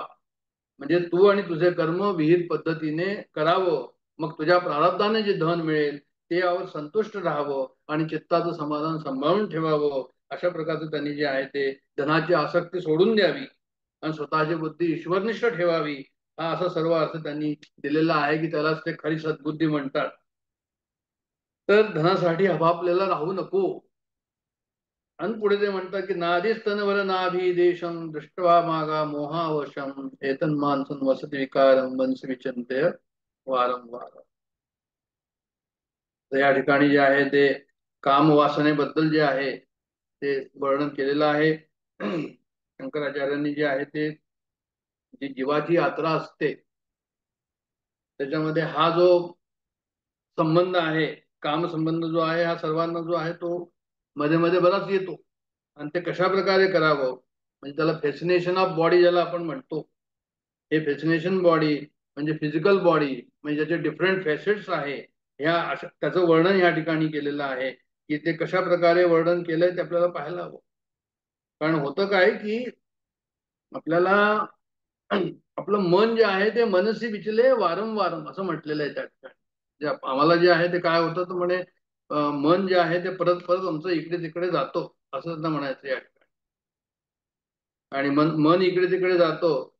मग त्यावेळेस जे आहे ते भजगोविंदम हे जे आहे हे हा मूळ मंत्र जो आहे, हा जो महामंत्र आहे, हा अत्यंत आवश्यक आहे या ठिकाणी. कारण mind quickly goes out of control. मग mind quickly goes out of control, तर ते काय हवं? विवेक हवा आणि वैराग्य हवं त्या ठिकाणी. आणि विवेक आणि वैराग्य हवं याचा अर्थ हा हवा की विवेक जो आहे आपल्या सर्वांना माहिती आहे, वैराग्य हे दोन प्रकारचं असतं. वैराग्य म्हणजे असं की एक त्याग आहे, त्याग आम्ही करतो, आणि दुसरं जे आहे ते काय करतो, तो म्हणजे ते मनातून ते काढायला हवं. आता त्याग केला, समजा तुम्ही जर एखाद्या वस्तूचा त्याग केला, किंवा आता मी जे आहे उपास करतोय, किंवा मी हे अमकं खाणार नाही, मी अमकी काशी यात्रा करून आलेलो आहे, मग आता मी हे खात नाही म्हणून. पण जेव्हा कोणी पाहत नसेल त्यावेळेस ते खाऊन घेतलं, कारण आवडतं, राहवलं नाही गेलं म्हणून खाल्लं, तर ते म्हणतात की असा त्याग कामाचा नाही. म्हणजे वैराग्य जे आहे ते दोन प्रकारचं आहे, की स्टेईंग अवे फ्रॉम इट आणि not to go back as far as possible. आणि जेव्हा आपल्याला मिळेल काहीतरी त्या त्या ठिकाणी जे आहे ते सुविधा मिळाली तर करून घेतलं, म्हणजे रबर बॉल सारखं झालं ते एक प्रकारे, की जेव्हा आपल्याला सुविधा मिळेल त्यावेळेस आम्ही जे आहे त्यावेळेस त्याचा उपयोग केला. तर सांगायचं तर असं या ठिकाणी की त्याग जो आहे तो म्हणजे मनापासून त्याचा त्याग झाला पाहिजे, तो रस जो आहे तो गेला पाहिजे. म्हणजे भगवद्गीतेमध्ये जे आहे ते सांगितलेलं आहे की 18 वर्षे स्थित प्रज्ञावर दिलेली आहे, आणि 11 वर्सेस 11 श्लोक जे आहेत त्यांनी दिलेले कशावर, तर म्हणजे सेन्स कंट्रोलवर दिलेले आहे. आणि ते जर पाहिले तर मग आपल्याला कळेल की खरं वैराग्य म्हणजे काय. म्हणजे खरं वैराग्य म्हणजे हे आहे की तुमची सस्टेन प्रॅक्टिस थ्रू विचार असली पाहिजे. मनसे विचिंते वारंवार, म्हणजे जे आहे ते मनामध्ये परत परत त्याचं चिंतन असलं पाहिजे.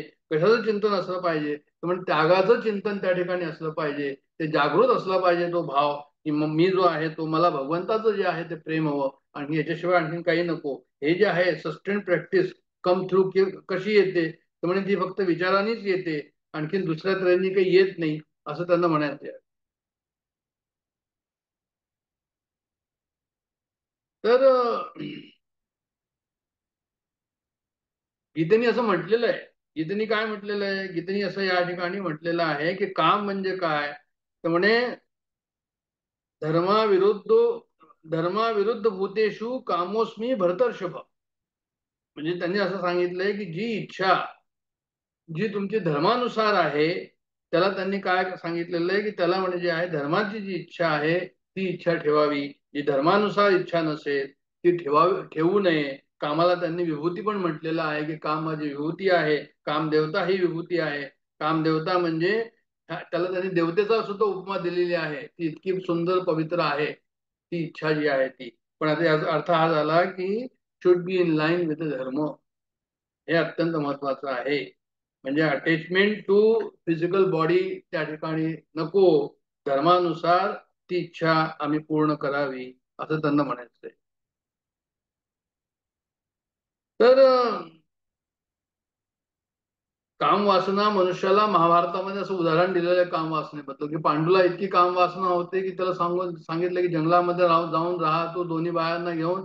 तर तो म्हणाला की मी हो बायांना घेऊन जाईन, म्हणजे मी मरून जाईन मी तुम्ही त्यांना जर बरोबर घेतलं नाही तर. अशा प्रकारचं काहीतरी वर्णन त्या ठिकाणी आहे. म्हणजे सांगायचं तात्पर्य असं की काम वासना इतकी पॉवरफुल असते की ते विवेकाला सुद्धा जी आहे ती, विवेक आमचा त्या ठिकाणी जातो, आणि वैराग्य तर कुठेच्या कुठेच राहतो. शिवपुराणामध्ये सुद्धा दिलेलं आहे की आमची जी साधना जी आहे ती कशा प्रकारची हवी, की काम सुद्धा पॉवरफुल होऊन जातो, की आमच्या साधनला जो आहे तो घेऊन जातो. तर काम जर धर्माच्या हिशोबाने असेल तर ते भगवंताचं मॅनिफेस्टेशन आहे, भगवंताचं एक्सप्रेशन आहे. त्याला तुम्ही काम देवता म्हणा वाटलं तर. अशा प्रकारचं त्यांनी ह्या ठिकाणी दिलेलं आहे. आणि नंतर मग असंही सांगितलेलं आहे त्या ठिकाणी की कसं त्याला दूर करायचं.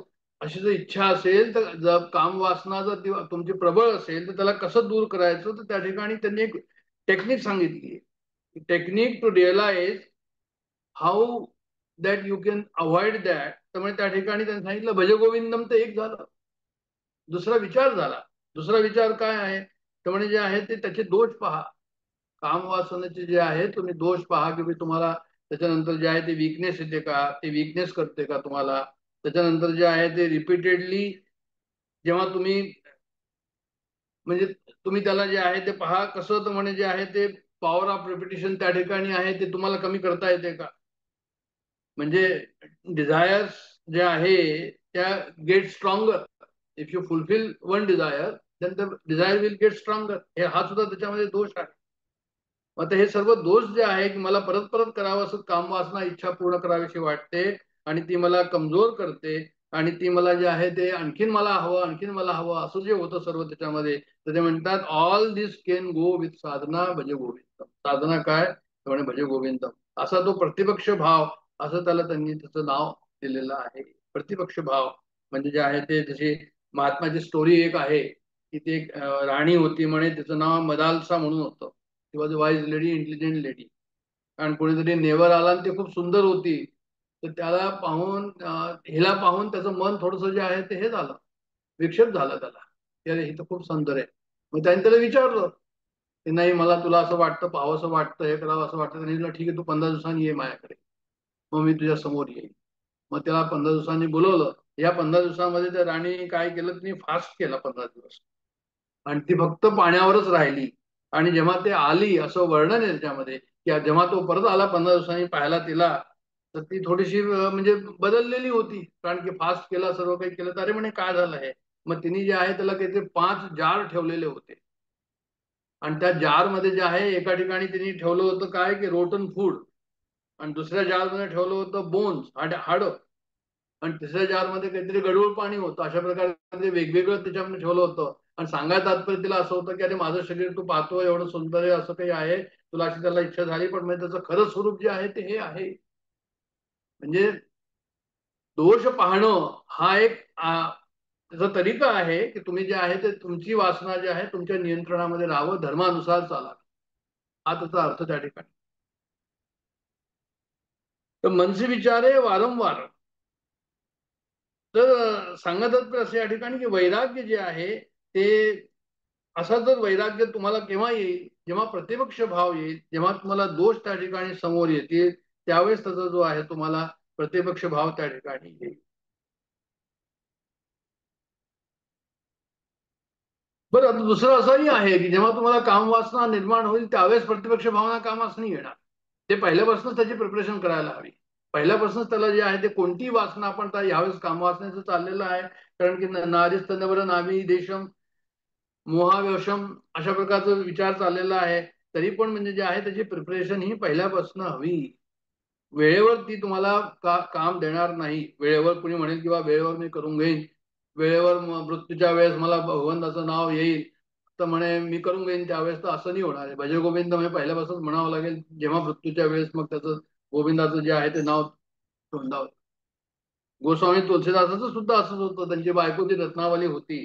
ते हे जेव्हा तिच्याकडे गेले त्यावेळेस मग त्यांनी म्हटलं की अरे म्हणजे ते हे ऑड सिच्युएशन मध्ये गेले होते. ती गोष्ट सर्वांना माहिती, ती कहाणी की तो पाऊस पडत होता, नदीला पूर आला होता आणि हे जे आहे ते कोणतं तरी एक मृत देह होता, त्याला पकडून गेले आणि वरती सेकंड फ्लोअर वर गेले, तिथे सुद्धा काहीतरी कशाला पकडून गेले तर म्हणे तो साप होता. आणि जेव्हा ते रत्नावलीकडे पोहोचले त्यावेळेस ते म्हणाले की अरे एवढा जर तुम्ही जो आहे याच्यापेक्षा अर्ध जरी तुम्ही भगवंताशी प्रेम केलं असतं तर म्हणजे जे आहे ते तुम्हाला जे आहे ते तुमचं कल्याण झालं असतं. हा आडमासाचं जाणारं शरीर हे याच्याबाबत तुम्हाला इतकं जे आहे त्याचं प्रेम आहे. म्हणजे धर्मानुसार काम त्या ठिकाणी नव्हतं असं सांगायचं आहे. धर्मानुसार जे आहे ते काम होणं अत्यंत आवश्यक आहे. आणि त्याच्याकरता काय करायला हवं तर म्हणजे तुम्हाला काहीतरी ट्रिगर हवा भगवंताकडे जायचं. म्हणजे भगवंताचं भजगोविंदम भजगोविंद जो तुमचं चालत असेल तर मग तो काय होईल, पण तुमचा रस्ता जो आहे तुम्हाला या सर्व जे आहे ते याच्यापासून भगवंत तुमचं रक्षण करेल.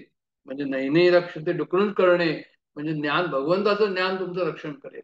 बाकी इतर ज्ञान जे आहे ते रक्षण करणार नाही. तर असं तुलसीदास आम्हाला व्हायला हवं. आणि मोहवश कुल्फीदास असं नको की आम्ही त्याच्या पाठीमागे लागलेलो. तर अशी ही प्रतिपक्ष भावनाची ही पॉवर आहे. हे अत्यंत म्हणजे ही टेक्निक जी सांगितलेली आहे ही आमच्या साधनेमध्ये आम्हाला कोणत्याही वासना आमची कंट्रोल करण्याकरता ही कामास ही हा एंटीडोट आहे. It can transform our life. आम्ही जर बरोबर ती साधना त्याप्रमाणे केली तर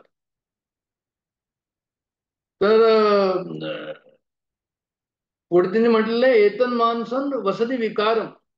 म्हणजे हे कसं आहे तसं आत्ताच बोललो की त्या रत्नावलींनी जसं त्यांना सांगितलं की हे काय शेवटी पंचमहाभूताचं हे शरीर आहे, पंचमहाभूताचं 7 धातूचं जे शरीर आहे हे सर्व काही मी नाही, असं जे आपल्याला आत्मषटकामध्ये आपण पाहतो. तर हे जे शरीर आहे हे सुद्धा अशाच प्रकारचं आहे. म्हणून तू काय करते, दृष्टवा मागा मोह वशम, मोह ठेवू नको. म्हणजे आमची दृष्टी जी आहे ती हमेशा जी आहे ती मोहाला फॉलो करू नको. आमच्या दृष्टीला जे आहे ते इंडिपेंडेंट ठेव. आमच्या दृष्टीला जे आहे ते अंडर कंट्रोल ठेव. म्हणून त्याला त्यांनी दृष्टवा या ठिकाणी शब्द वापरलेला आहे. दृष्टा मागा मोहा वशम. मोह आणि आवेश, आवेश मध्ये जो आहे, मोहाच्या आवेश मध्ये मनुष्य जो आहे तो काय करतो, तो म्हणजे तो त्याच्यामध्ये डुबून जातो असं म्हणूया. त्याच्यामध्ये तो घेरून जातो. मोहाचा आवेश अशा प्रकारचा असतो त्या ठिकाणी की त्याला जे आहे ते काही कळत नाही की मी काय करावं आणि काय नाही करावं. म्हणजे समजा तुम्ही असं समजा की एखादं टॉर्नेडो असेल आणि त्याच्यामध्ये जर काही गेलं तर मग जे आहे ते त्याच्यामध्येच फिरत राहतं. ते बाहेर निघालं ते आपल्या आपच निघेल, पण ह्याच्या हातात नसतं निघणं.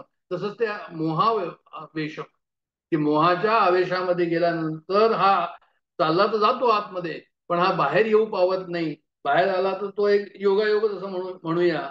म्हणून मनसी विचिंते वारंवार, म्हणून याचं चिंतन जे आहे ते परत परत त्या ठिकाणी करायला हवं असं त्यांना म्हणायचं या ठिकाणी. आणि आमचं जे आहे ते सस्टेन्ड विचार, सस्टेन्ड प्रॅक्टिस हे जर झालं तरच त्याचं कन्व्हिक्शन होईल, तरच मग ते पक्क होईल. अदरवाईज ते पक्क होणार नाही. म्हणजे रस आतमध्ये राहतो. रावण कुंभकर्णाची अशी गोष्ट आहे की जेव्हा रावणाने म्हटलं, कुंभकर्णाला उठवलं की अरे यार आम्हाला आपल्याला युद्ध करायचं आणि त्याला मारायचं, तर तो म्हणाला असं असं कशाला करतो, तो खूप चांगला आहे आणि त्याच्या बायकोला तू कशा पळवून आणलं, सोडून दे त्याला, मग तुमचं युद्ध जे आहे ते मग होणार नाही. तर तो म्हणाला, मग त्यांनी काय बोलला, तो म्हणे मला सर्व ते माहिती आहे.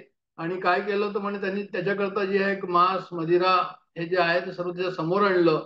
तर मग हा त्याच्याकडे सर्व पाहून म्हणाला, बरं तुझ्याकरता मी आता काय करू, असं कुंभकर्ण म्हणाला. म्हणजे काय झालं की रस जो आतमध्ये होता, म्हणजे पॉवर ऑफ ही जी वासना जी त्या ठिकाणी होती, त्याच्यामुळे काय झालं, ही जी रस होती, रसना जी होती, त्याच्यामुळे जो काय होतं तर हा मोहावेशम, मोहावश, म्हणजे त्याच्या मोहामध्ये तो आला. आणि मग त्याचा जो सत्सद विवेक बुद्धी जी होती ती त्याची सुटली. आणि कोणतीच दृष्टी आली त्या ठिकाणी, म्हणजे त्यांनी सांगितलं की बरं ठीक आहे, तू म्हणतो त्याप्रमाणे करतो. तर अशा प्रकारे हा अत्यंत आवश्यक आहे की त्याग, विचार आणि भज गोविंद हे बरोबर जे आहे हे सगळं चाललेलं पाहिजे. नाही तर मग जे आहे ते काय होईल की मग तुमचं बरोबर साधना चालणार नाही. प्रेतावेशम म्हणजे प्रेताचा आवेश त्या ठिकाणी झाला. तृणावर्तन हा एक राक्षस होता. म्हणजे तेच आता मी सांगितलं टॉर्नेडो, की त्याच्यामध्ये जो आहे तो एक प्रकारे जो आहे तो खेचून घेत होता आपल्याला. तर सांगायचं तात्पर्य असं की हे सर्व जे आहे ते साधकांनी त्याचा विचार करायला हवा. आणि आता मी थांबतो एक एक मिनिटामध्ये, कारण की टाइम झालेला आहे आपला. पण आम्हाला भोग घ्यायचा आहे की आम्हाला जे आहे ते स्वतःची म्हणजे जे आवश्यक आहे तेवढं काम करायचं आहे, योग करायचा आहे.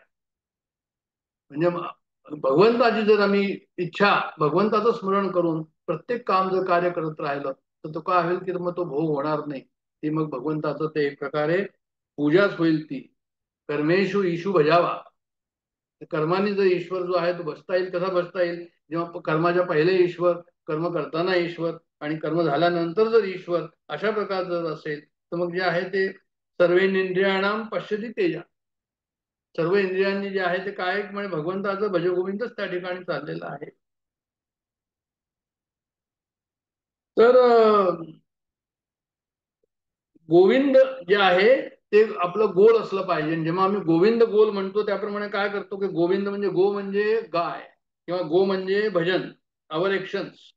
आणि गोविंद म्हणजे काय की कोणतेही कार्य जे आम्ही करतो आहोत ते कर्म करताना ते समर्पण कुणाला करतो आहोत, म्हणजे भगवंताला करतो. भगवंताला कर्म करतो, समर्पण करतो आहोत, म्हणजे याचा अर्थ हा झाला की आम्ही जे आहे ते चैतन्य स्वरूपाला, त्याला चैतन्य स्वरूपाला त्या ठिकाणी जे आहे ते समर्पण करतो आहोत. असं त्याचा गोविंदाचा अर्थ.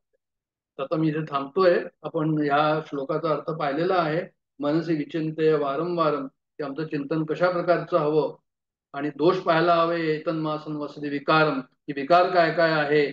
आणि असं जर केलं तर मोहावशम, मोहाच्या आवेशामध्ये येणार नाही, किंवा दृष्टवा ही बुद्धी ठेवून जर त्याच्याकडे पाहत राहिलो तर मग जे आहे ते आम्ही त्याच्या मोहामध्ये येणार नाही.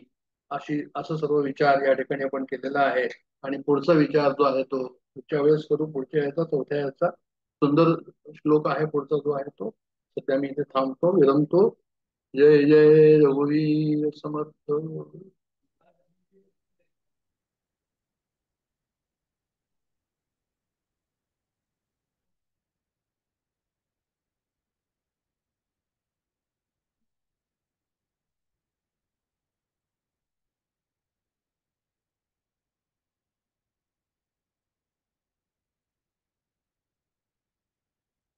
जय जय रघुवीर समर्थ. रामाय रामभद्राय रामचंद्राय वेधसे रघुनाथाय नाथाय सीताय पतये नमः. परमपूज्य डॉक्टर काकांना स्मरणपूर्वक वंदन करतो. डॉक्टर साहेबांनाही वंदन करतो. आपल्या सर्वांना अभिवादन करतो. आणि मनाच्या श्लोकातला 10वा श्लोक त्याचं आपण एकत्रित वाचन करूया आणि त्यानंतर त्याबद्दल काही चिंतन करूया. सदा सर्वदा प्रीतिरामी धरावी, दुखाची स्वये सांडी जीवी करावी. देहे दुःखते सुख मानीत जावे, विवेके सदा सस्वरूपी भरावे. श्रीराम जय जय रघुवीर समर्थ. सदा सर्वदा प्रीती रामी धरावी, दुखाची स्वय सांडी जीवी करावी. देहे दुःख ते सुख मानीत जावे, विवेके सदा सस्वरूपी भरावे. 10वा श्लोक मनाच्या श्लोकातला. संत हे जे सांगतात हे तुमच्या माझ्या कल्याणाकरता सांगत असतात, त्याकरता ते बोलत असतात. त्यांचा दुसरा कुठलाही हेतू नाही. आपल्याला मान सन्मान मिळावा, आपला सत्कार व्हावा, आपल्याला पुरस्कार मिळावा, आपल्याला कोणी नमस्कार करावा, असा त्यामागे त्यांचा कधीही हेतू नसतो. ते आपल्या मागे भगवंताचं नाम घ्यायला सांगतात, भगवंताचं चिंतन करायला सांगतात. कोणी असं सांग माझं चिंतन करा. समर्थ जय जय रघुवीर समर्थ हा उद्घोष करतात. ज्ञानोली ज्ञानदेव तुकाराम हे जेव्हा वारकरी हा जेव्हा उद्घोष करत असतात तेव्हा संतांनी हे त्यांना सांगितलेलं नसतं. त्यांचं म्हणणं असंच असतं की विठ्ठल तो भजावा. स्वतःबद्दल त्यांना कुठलाही त्याच्यामध्ये अभिमान नसतो. रामाबद्दल, कृष्णाचं, भगवंताचं, दत्ताचं, शंकराचं गुणगान गावं असंच त्यांचं म्हणणं असतं. ज्ञानेश्वर माऊली सुद्धा स्वतः ज्ञानेश्वरीमध्ये सांगतात की या कारणे मी बोलीन, बोली अरूपाचे रूप दावीन, अतिंद्रिय परी भोगवीन, इंद्रियां करवी. अशी प्रतिज्ञा करून ते ज्ञानेश्वरी आपल्याला सांगतात. त्यांचा हेतू हा असतो की जो इंद्रिय ज्यांना जाणू शकत नाही त्या परमात्म्याला मी इंद्रियांकरवीच तुम्हाला त्याची जाणीव करून देईन.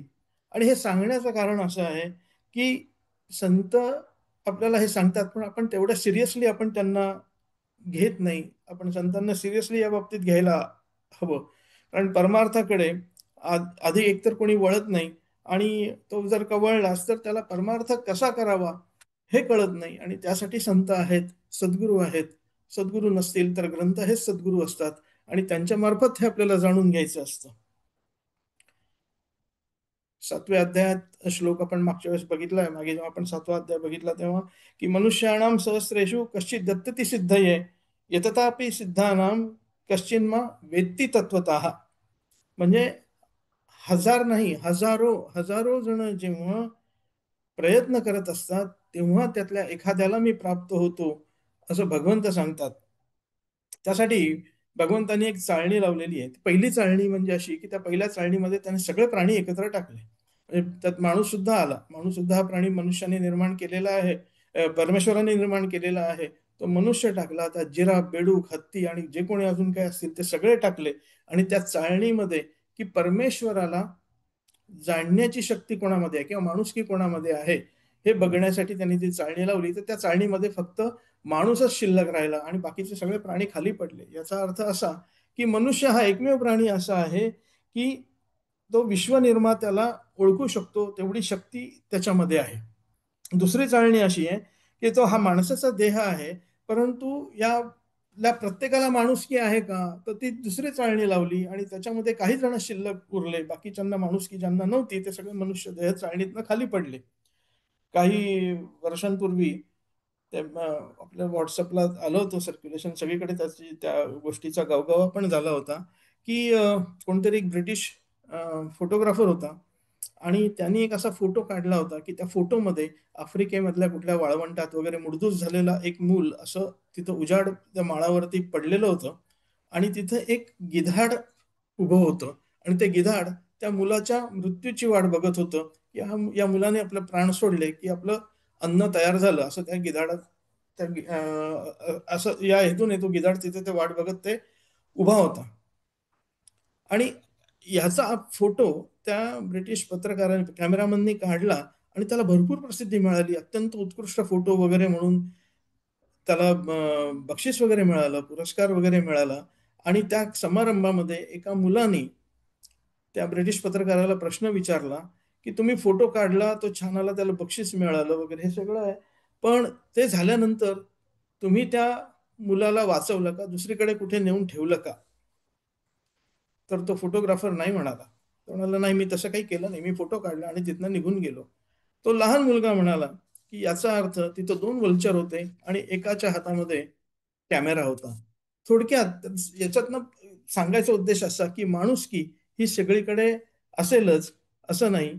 विचार करण्यासारखी गोष्ट आहे की माणसाला देह आहे, पण त्याला ती माणुसकी आहे का?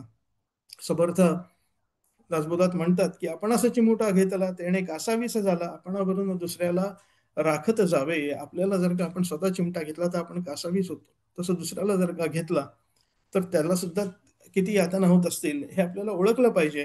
तर दुसरी चाळणी म्हणून माणूस म्हणून जन्माला आला की तो त्यांनी ही माणुसकी मिळवली पाहिजे आणि तरच तो मनुष्य म्हणून जगायला योग्य असतो. आणि असं आहे की माणसाला सांगावं लागतं की अरे बाबा माणसासारखं वाग. सापाला सांगावं लागत नाही की सापासारखं वाग, गाढवाला सांगावं लागत नाही की गाढवासारखं वाग म्हणून. ते ते प्राणी जो देह धारण करून आलेले असतात त्याप्रमाणे ते वागत असतात. प्रश्न माणसांचा आहे आणि ज्याच्यामध्ये ईश्वराला ओळखण्याची शक्ती आहे, त्याच्याकडे जर असेल तर त्या देहाचा काही उपयोग नाही. तिसरी चाळणी भगवंताने अशी लावली की भगवंताला ओळखण्याची इच्छा निर्माण होणारे हे त्यांनी चाळणीतनं पुन्हा वेगळे काढले. म्हणजे ज्यांना अशी इच्छाच होत नाही की आपण भगवंताला ओळखावं ते चाळणीतनं खाली पडले आणि चाळणीमध्ये राहिले ते फक्त भगवंताला ओळखणारे. चौथी चाळणी अशी होती की त्यातला एखादा ओळखतो आणि जो खरोखर ओळखतो असेल तो त्या चाळणीत शिल्लक राहिला, बाकीचे त्यातनं पडून गेले. म्हणजे पहिली चाळणी जी होती त्यातले मनुष्य त्यांनी वेगळं काढले, दुसरी चाळणी होती ज्या कोणाला त्यातली माणुसकी आहे, तिसरी चाळणी की परमेश्वराला ओळखण्याची शक्ती कोणामध्ये आहे आणि चौथी चाळणी अशी होती की जे खरोखर परमेश्वराला ओळखू शकले. श्लोकामध्ये ते जे सांगितलंय ते मनुष्याणां सहस्रेषु कश्चित यतती सिद्धये.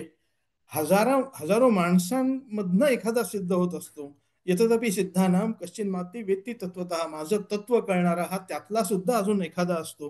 म्हणजे थोडक्यात 4 गोष्टी की परमार्थ करावा हे मुळात कळत नाही, कळलं तर तो कसा करावा हे कळत नाही आणि तिसरं कळलं तर भगवंत मिळत नाही आणि चौथा मुद्दा आहे की भगवंत जर का मिळाला तर भगवंताकडे काय मागावं हे कळत नाही. आणि समर्थ पहिल्या चरणात हे सांगतात की सदा सर्वदा प्रीती रामी धरावी.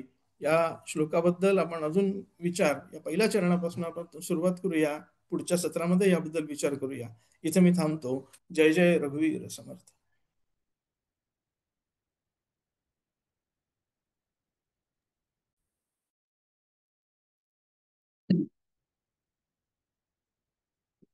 मनोबुद्धिहंकार चित्तानि नाहं न च श्रोत्रजिह्वे न च घ्राणनेत्रे न च व्योमभूमिर्न तेजो न वायुः चिदानन्दरूपः शिवोऽहं शिवोऽहं न च प्राणसंज्ञो न वै पञ्चवायुः न वा सप्तधातुर्न वा पञ्चकोशः न वाक्पाणिपादौ न चोपस्थपायुः चिदानन्दरूपः शिवोऽहं शिवोऽहं न मे द्वेषरागौ न मे लोभमोहौ मदो नैव मे नैव मात्सर्यभावः न धर्मो न चार्थो न कामो न मोक्षः चिदानन्दरूपः शिवोऽहं शिवोऽहं न पुण्यं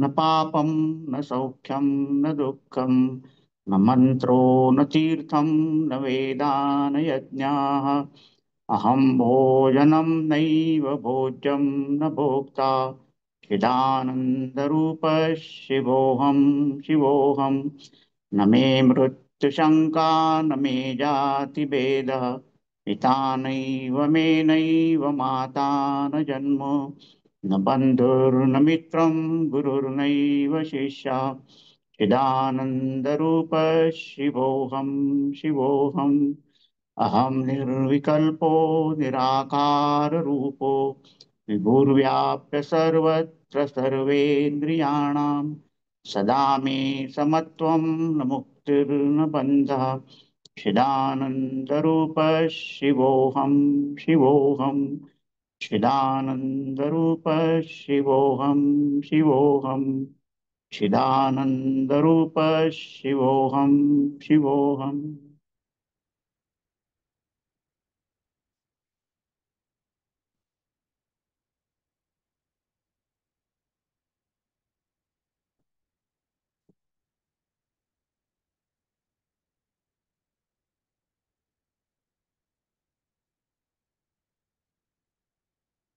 ॐ पूर्णमदः पूर्णमिदं पूर्णात् पूर्णमुदच्यते पूर्णस्य पूर्णमादाय पूर्णमेवावशिष्यते ॐ शान्ति शान्ति शान्तिः हरि ओम्